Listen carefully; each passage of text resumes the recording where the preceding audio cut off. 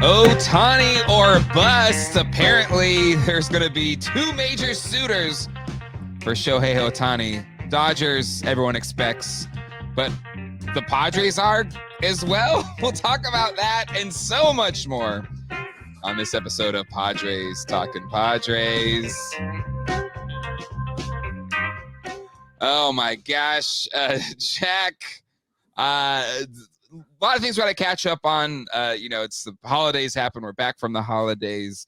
And, while there hasn't been any big splashes, there's been a lot of solid Padre news that we need to catch up on today. The top of that list is this article from Bob Nightingale, which I guess you got to take that with a grain of salt, right? If it's Bob Nightingale. Yeah, it's he's 50-50. So it's a really long article. Actually, I thought it was pretty fascinating because it was a deep dive interview with Scott Boras on the whole Carlos Correa thing, which was at least he found a home. Yeah, but that was nuts. That was so back and forth. We'll talk. I do want to talk about just the teensy bit because it did connect to the Padres in some form or fashion. But in that article, there was a little byline. It's kind of like the little extra notes at the end of this very long article, and it starts with this: the worst kept secret in baseball is that the Los Angeles Dodgers are trying to stay below the luxury tax to jump in with all of their might to sign Shohei Ohtani as a free agent after the season. Their stiffest competition, the San Diego Padres, who also plan to be all in. I love it, but I don't understand it, Jack. Make it make sense. It just kind of shocks me, but the Padres, obviously, I mean, who would have thought ever that the Padres would have a higher payroll than the Dodgers? Yeah. I mean, it's just that's insane. I mean, it's insane, and you look at it and go, "Oh my God!" The money they're spending is incredible. Mm-hmm. And to get Ohtani, though, not only does he make your team better, but financially, you get the Japanese market. And that is the key, and that's why the Dodgers want it. They can make more money, and that's why the Padres will go after him. Yep, he'll more than pay for himself. Yes, because you're going to get all that merchandise that's going to sell in Japan. Mm-hmm. I mean, he's a huge star. Yeah, not only in Japan but in the United States. Yeah, and worldwide. He's right now he's the face of baseball. Yeah, and people say Tatis if he had played. Yeah, he kind of blew that. Sure, but. Ohtani, and plus he can pitch, he can DH. He's two positions, and he gets you two players in one.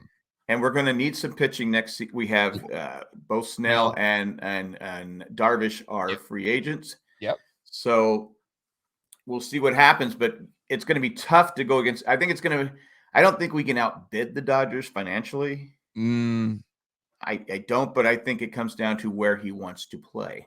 Yeah. You want to play in friendly San Diego, or do you want to play in Los Angeles, where if you don't succeed, you're going to get, look what they did to Clayton Kershaw. He lost some playoff games. They're taking his jersey and running it over in the parking lot. They're throwing it on the field. They're burning it. Yeah, I don't know what his like the thing with the Dodgers and being a pitcher on the Dodgers, there is a pedigree there, right? Like, I watched over the break that Nolan Ryan movie, right?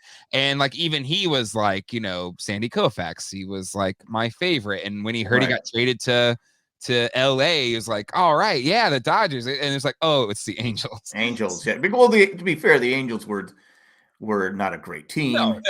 And the Dodgers were and have always been a competitive team. Yeah. And so, I don't know what's in the mind of Ohtani. We're Padre fans, so we're biased, so we hate the Dodgers, right? But like for Ohtani, there is a pedigree of like Koufax, of Fernando Valenzuela. Like there's so many great pitchers over Kershaw. Plus, it's a media market. I mean, it's huge. Yeah. The LA market is huge. But again, look what the Padres. The Padres are national news now. They are. I keep joking the Padres could become America's team because people don't really hate them. Because there's no reason to hate the Padres. I think the Cubs probably take that one. It'll be hard to take it away from them because Cubs fans are everywhere.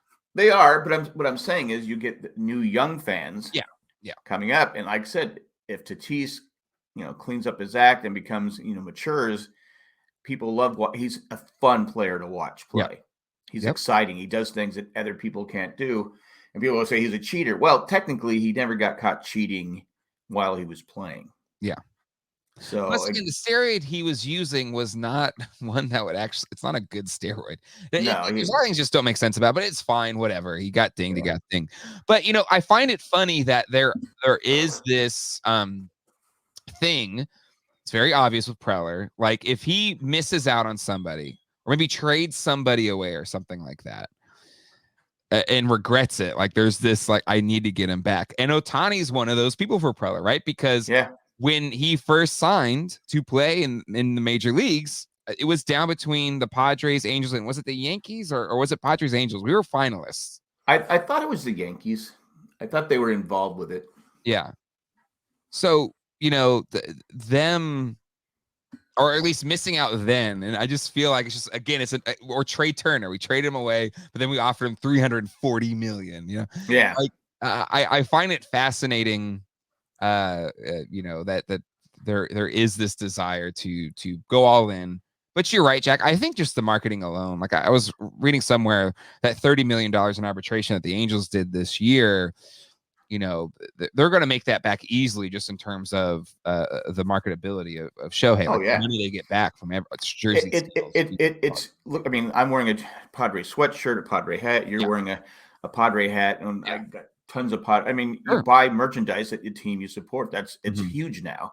Yeah, and I just think and you open up, like I said, you open up, Japan and wherever. That's a lot of money that you can make. I mean, you pay him $40 million a year, you're going to make $80 to $90 million a year. Plus, plus your local television deal and radio deals, you can charge more. I mean, you look at that's why the Yankees and Dodgers have such a huge advantage.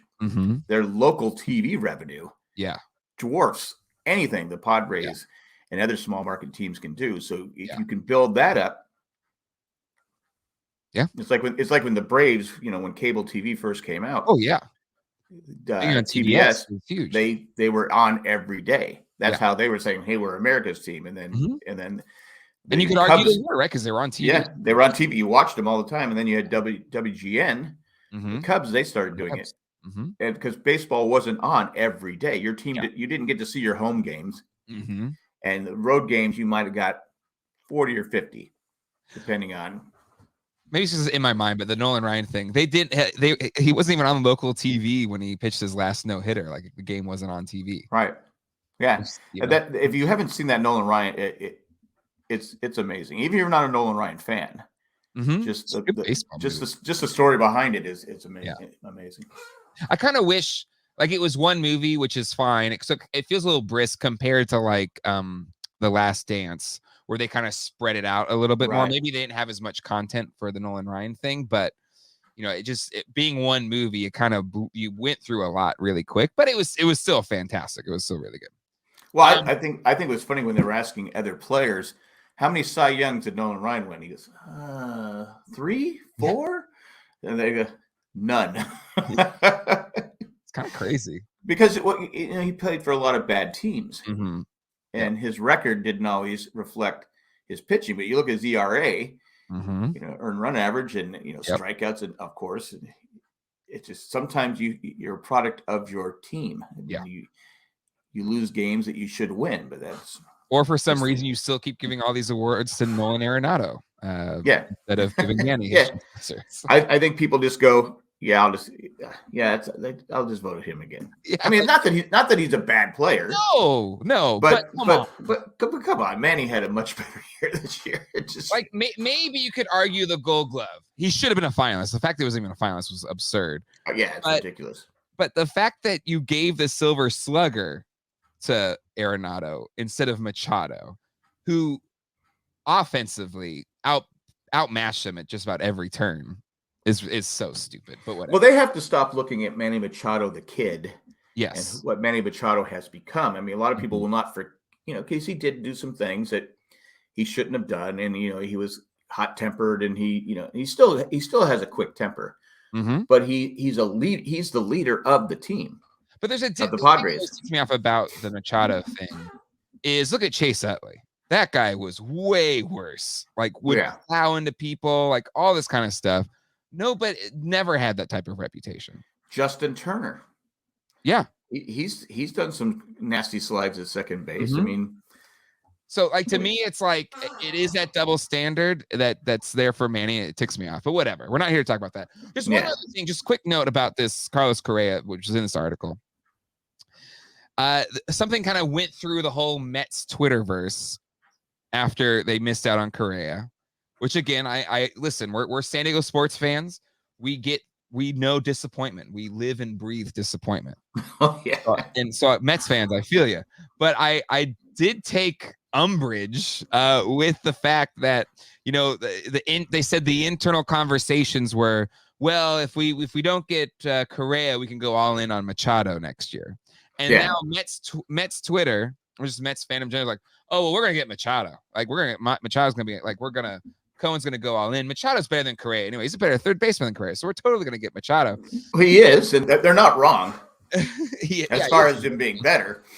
But I just, you know, I would hate to see Manny go. I don't see Manny leaving. Like if we make him a fair offer, an extension or whatever, I don't see him leaving. But I don't see your thoughts on that. I don't see him. I mean, I don't know him personally. Sure. But I think he loves San Diego. I think he loves playing for the Padres. The fans love him. Yep.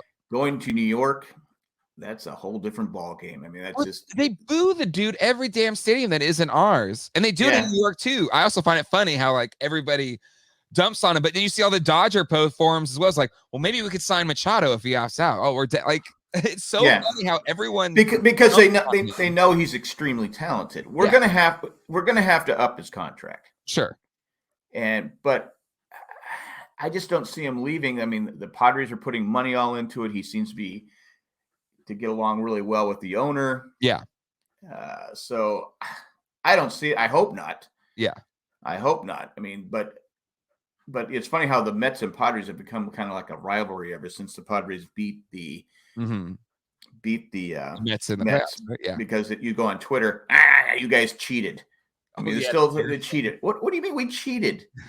What do you come on, grow up, like we're both, younger brother teams.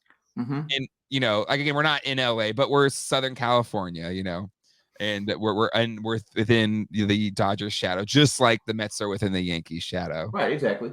And so like to me, it's just like, why we don't have to tear each other down. Okay, we're similarly typed, we got owners that want to spend.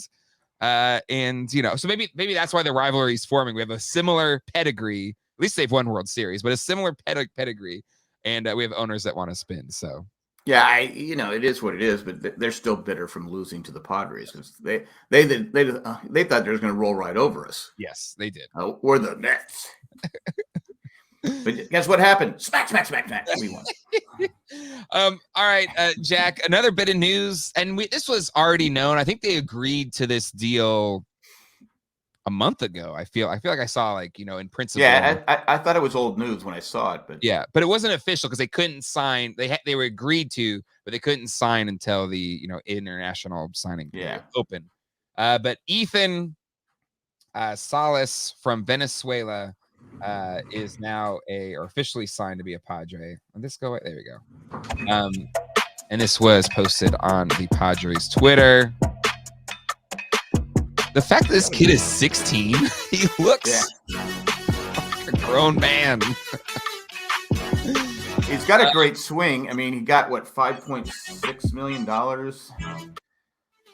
And people are all excited about it. And I'm like, okay, yeah, I'm happy, but he won't be playing for the Padres for 7 years if we're lucky.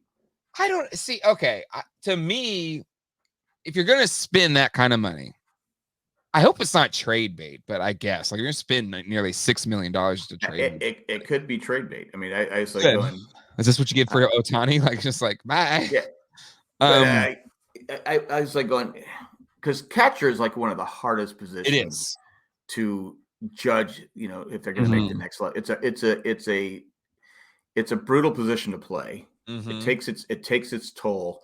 Yeah. And we've had a lot of great catching prospects in our farm system, and how many have come up and done that? I'm not saying this kid's not going to make it. I'm just saying I'm not getting overly excited. I mean, I'm happy this. You always want to add talent to the team. Sure, absolutely. Because we know Preller likes to make trades. Uh-huh. He has no problem trading prospects. So my first thought was, okay, all right, we're signing this kid just so Wait, did we you can switch trade him hats? for Did I picks. miss that? Did you? I Switch did. The other one was giving me a headache. It's too tight. So I was getting a headache. I said, I got to switch hats. It's a great hat. I love the City Connect colors. I like the other hat, but it doesn't stretch. It's not stretching out. So I'm sorry. You have to wear it to stretch it out. And it gives me a headache. My head was like, I didn't want to pass out on the show. You gotta up a size, man. You just gotta up a size. Well, it's not adjustable. So I'm sorry. Yeah. I got most. That's why I like the adjustable hats. Having a large melon, you need if you're doing the stretchy ones, you gotta go large, extra large. You can't do medium large. Those are too small. See, the problem with the stretchy ones is I don't have the lettuce anymore. Uh-huh. We have the back lettuce, which would I have the back lettuce, but I let it grow. It's more like cabbage, I guess. So it grows like this, and then I don't like to shave my head. I just okay, we're doing something. Okay, I'll shave my head. Sure. But the problem is once you shave your head, it's expanded the stretch hat. Well, it doesn't fit on your bald head, so you're like this the whole time. So you can't see the game. So I like the adjustable hat back here. Because, sure, absolutely, the old-fashioned snapback. Yeah. Okay, anyway, that's my issues. But I like the signing because hey, it's young talent, but again, catcher. I mean, look at Austin Hedges was supposed to be the real deal. I mean, and he was a great defensive catcher, still is, but he couldn't hit to save his life. I mean, he just couldn't, and it just we had Mejia. He was eventually traded to the Rays. The Rays, and you have. I don't think he panned out. I think he's still there, but he hasn't. He's still there. He plays, but he's not that. He's not a star. I mean, you don't have to have a star at every position, but that's true. We got all these catchers, and we're still looking for catchers. Still, if you look at our weakest position right now, it's catcher. Yeah. Well, and that's where to me it's like, okay, we have Luis Campusano. Yeah. Do or die. Let's see if he plays this year. Like I like his bat, and figure out the other side. Yeah, Musgrove has no problem with him. Yeah. So I say we let him play. If he goes the opposite, he goes to all fields. He's not a dead pull hitter. I mean, Nola's a good backup. He had a great postseason. I just think the problem is they played him every day. Oh, yeah, by the time he got to the Phillies, he wasn't used to. Because remember, they would go every other day. Alfaro and Nola, they just keep flopping him every day. Yep. So he wasn't in catching shape by the time he got to playoffs. You can't play someone every day if they're not used to playing every day. Exactly. And to me, that was one of the things was like you try to do it. You when you carried two catchers on the team, right? That was nuts. But yeah, to me, I like this signing.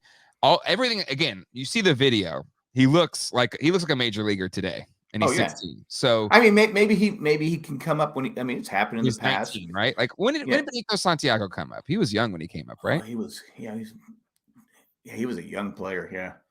So should have been they should have been a Hall of Famer, but again, playing catcher, you start to wear down. Yeah. But that's where he's a young guy. Is our last great catcher, right? That we've had. Oh yeah, I mean, if you say great cat, you're just like saying, okay, this guy is an all-star. We've had some other ones, Hernandez, and some other ones that were solid. Sure. Love Hernandez. Hernandez, but Santiago, I mean, that dude could do it all. And then before that was Terry Kennedy. But catching has not been. I mean, I think it's because it is the hardest position. Yeah, because your most talented players. Who wants to play catcher? Exactly. Yeah, because your career is not gonna. You see, Pudge Rodriguez had a long career. It's rare though. Pudge, Yadier Molina. Yeah, I mean, it's rare that you can sit there and. Piazza was he kind of went off of catcher, right? Towards the end. He was because he was never a great catcher, Piazza. Yeah. He was, a great hitter who played catchers. But you look at Bench, his career, they tried to put him at third base, but he was so beat up that he couldn't do it anymore. So yeah, I think that's why catcher's position is always like, okay, you just got to get a solid. That's why it's always in the past. It was okay. Get that great defensive catcher. Yes. It calls a great game, and we'll worry about offense somewhere else. Yeah, exactly. And if you get offense, like I say, a Yogi Bear, Johnny Bench, Mike Piazza. Currently, Realmuto's a he's. If you look at that Phillies series, like that was one of the glaring places where they had an absolute advantage to us. Right, because he's great defensively, and he obviously can hit. Yeah. So he that killed us. But yeah, I don't really get upset when I go, okay, we don't have a star at catcher because most teams don't have a star at catcher. You just want someone who's not going to hurt you. Like Alfaro, I loved Alfaro. Let's effing go San Diego. But he just has he's not great defensively, and him playing every day just is not. Yeah.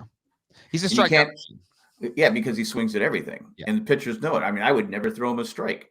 He's money. For some reason he's money with the do or die situation. Yeah. Well, a lot of times, remember too, the bases are loaded. You can't put him on. You have to pitch to him. So that's where he has that advantage. Where okay, they have to pitch to me, and he can hit if the ball. He has a great swing.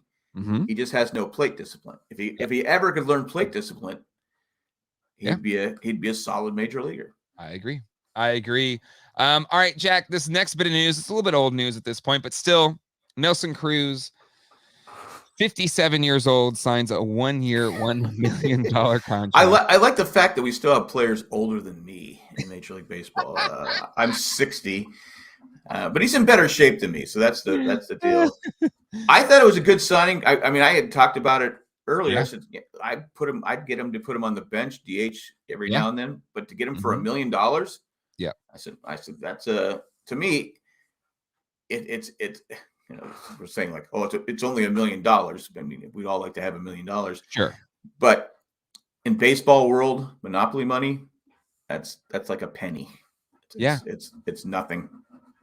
And he had the eye surgery, so his back could play better. Again, he is 43. He'll be 43. 43, yeah. But he's in great shape, and he's been a better player since he hit 30 than when he was before that. So again, I'm not expecting him to carry the team, but I think him. It might be a good influence on. Tatis. Tatis. I mean, he needs a babysitter. You have Manny there now. You have Tatis. I mean, you have Cruz. And the thing is, like, Cruz is revered in the Dominican Republic, right? He's almost like a god status baseball right player. And I mean, he's the GM of the Dominican team. So like having that presence there is huge. And his relationship with Soto and Tatis, like to me, it's a great clubhouse move. I like that they've done a few really good clubhouse moves. This is a great clubhouse move. And the Bogart, Alexander, yeah. But anyways, I like I said, when I found, I go, okay, what did they sign him for? I mean, I was for it. I said, well, maybe $5 or $6 million would be good. And I go, $1 million. I think he wants to play. I think he wants to play with Soto. I think he wants to play with Manny, and I think he wants to play with Tatis. Yeah. And plus, let's face it, the Padres. We're saying this before the season even started. The Padres have a chance to win it all. I mean, there's not many times. We've been able to say that from 1969 to present day about the San Diego Padres. Yeah. But I think, and you have to have guys. I mean, what's hurt the Padres the last couple of years is the bench and starting pitching. Yes. So you have to have guys like that. He can play first. Yep. If he has to, he can play the outfield, but he's most likely going to DH. Yeah. He, unlike Carpenter, he's pretty much DH only, but still you need that bat off the bench. He kills lefties, right? So like you want lefties. So good counterpoint to Carpenter. And I think this is a great signing. Really, what was I was listening to something, but we haven't had this and I wasn't even alive since the Ray Kroc era, right? Where you had an owner was going out, spending money, getting proven veterans on a team to pair with, San Diego's young stars to win it all. 98 was it. some good moves and stuff like that, but it hasn't really, right? You've been a fan since the beginning, but is this similar to the Kroc era of just like, we're going outbidding the Yankees, whatever, to get these players and stuff like that? Well, when you had Ray Kroc, when Ray Kroc bought the team in '74, he saved the team from going obviously to Washington D.C. Yeah. He was a hero then, but there was no free agency. And the Padres had, terrible draft pick after terrible draft. Their drafts were not good. Yeah. Free agency, I think, came in 75 or 76. And he went out and signed Raleigh Fingers, Gene Tennis. He paid a lot of money for Oscar Gamble, didn't pan out. But he was willing to go out there, and he tried to get Reggie Jackson. He tried to get Catfish Hunter. He tried to get Andy Messerschmidt. Some of you kids will have to look up those names. But those were the stars of that era. And, he got outbid by the Yankees. He was being used by the players. But eventually and then when they, in 82, they started building it. They signed Steve Garvey from the Dodgers, which was a shot. Wow, we got Steve Garvey. Yeah. Then they traded for Greg Nettles. Yep. Signed Goose Gossage, and just started getting all. And they had Tony Gwynn, Alan Wiggins, Kevin McReynolds, Carmelo Martinez, Terry Kennedy with trades earlier. So it was this. The ownership now is like Ray Kroc. Ray Kroc had just gobs of money. Yeah. Unfortunately, if Ray Kroc had not passed away in 84 before the season started, I think the Padres would have won a World Series, because nothing against Joan Kroc, his wife. She didn't have the passion that he had. She was kind of like, she just, I own the team. San Diego legend, like, donated so much money to the arts and to San Diego. Yes, I mean, I'm not, but she didn't have that. She just didn't. I don't want to say she didn't care. She liked the team, but she didn't. She wasn't like, Ray Kroc. I got this money, I'm just going to buy everything. We would have won a World Series, 100%. Because I think that the team was there. Next year they traded for Lamar Hoyt, but then you had Alan Wiggins. And then eventually Lamar Hoyt got busted for smuggling Quaaludes across the border. So it was, and then you had the mess between Dick Williams and Jack McKeon, and just. I think if Ray Kroc, unfortunately, Ray Kroc passed away before he saw his team make the World Series. Yeah, but I think he would have. Much like Seidler, if he got to experience that, we were this close. Yeah, to winning it all. You got to believe he would have thrown even more. And people forget Rick Sutcliffe had won the Cy Young. He was the Cubs. He got traded from the Indians to the Cubs. Won like 16 games in a row in the offseason, free agent. Well, he signed with Kansas City, and that's why we traded for Lamar Hoyt, even though we were offering lots of money for Rick Sutcliffe, and Rick Sutcliffe became a Padre announcer. And my favorite line he ever said, he goes, "Who wouldn't want to play for San Diego?" I go, you wouldn't want to play for San Diego. Well, I mean, that's how crazy it was. We lost out to the Royals. Yeah. But the Royals in the 80s were different than the Royals today. And all. Yeah, they were. But when was the last time the Royals beat anybody else out on a key free agent? Yeah. Different time. It's just different time. But it does remind me a lot of the Ray Kroc area, where you were, because, a few years ago, it's like, okay, here come the winter meetings. Who are we going to trade away? Who are we getting rid of? All right, we're going to end up with this prospect that may pan out, may not pan out. I mean, it was a different time. People go, "Oh, Padre fans will only support the team when they win." Well, all cities. Yeah, that's all teams. That's just the way it is. But now it's like go. It's like when we went. We're going to get Manny Machado. Yeah. We got Manny Machado, and then we trade for Soto. Sure, we're going to trade for Soto. Yeah. Sure. Well, now it's like, we can get Ohtani. Go get Ohtani. It's just like. It's like, doesn't make any sense, but I'm here. Whatever.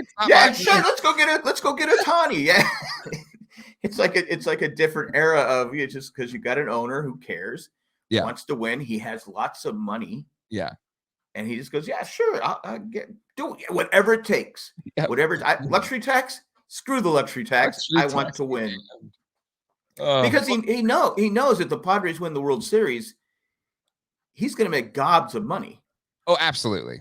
Like you I don't even know if that's a word, but he's gonna make gobs of money. Yeah, like they already named him the person of the year. The Union Tribune named him the person of the year. You win that city, or you help that city win a World Series. Like they'll make a Statue of Liberty size statue of that man out in the bay. Like, because he's you had the Chargers who left. Mm-hmm. Terrible owner who just didn't care Yeah. about the city and the fans. I mean, it's just facts. Yeah. And then you have an owner who comes in and goes, all right, I have a whole market to myself. Yeah. I'm going to make money. I'm going to Yeah. do this. He just did the opposite of what the Chargers owner did. Mm-hmm. But that's the difference between somebody that's actually owning a franchise and is wealthy before they own the franchise, right? Mm-hmm. Versus a cash poor owner that's like rich because they own a football team, but they're not. They're paper rich. Yeah, but they're not. I mean, they're rich, but they're not like. They didn't come into it with $3 billion in cash just sitting on the side, as well as the team. Where he goes, I got $5 billion. Yeah, sure, okay, yeah, go ahead and sign him. All right, one last thing here. Speaking of spending lots of money, Juan Soto, as well as all other arbitration eligible players for the Padres, signed. Juan Soto, a near record $23 million. And people are complaining about it. I go, well, do you think you're going to sign him for $10 million and he's going to sign an extension? I mean, obviously, they're going to wait and see how it plays out. I don't think they need to wait. He's 24. He's proven himself to be a great player. He struggled when he came over here. Yeah. But I think everyone obviously he has the talent. Well, they've said they're like, they want him, let him feel it out. Let's feel out the situation. Boris probably still will want him to go to free agency. But I think this full season will be the true test. Like, okay, how does he perform? Does he get himself back right or whatever? And then it's like, give him $600 million. Just be done. Well, go ahead. Oh, I mean, why not? But I think with it comes down to if you liked it, like with Manny Machado, you're playing with some friends. Yeah, people love you at the ballpark. Yeah. The fans love you. That goes a long way. It does. I think with people with Soto, I think fans obviously love him. Yep. And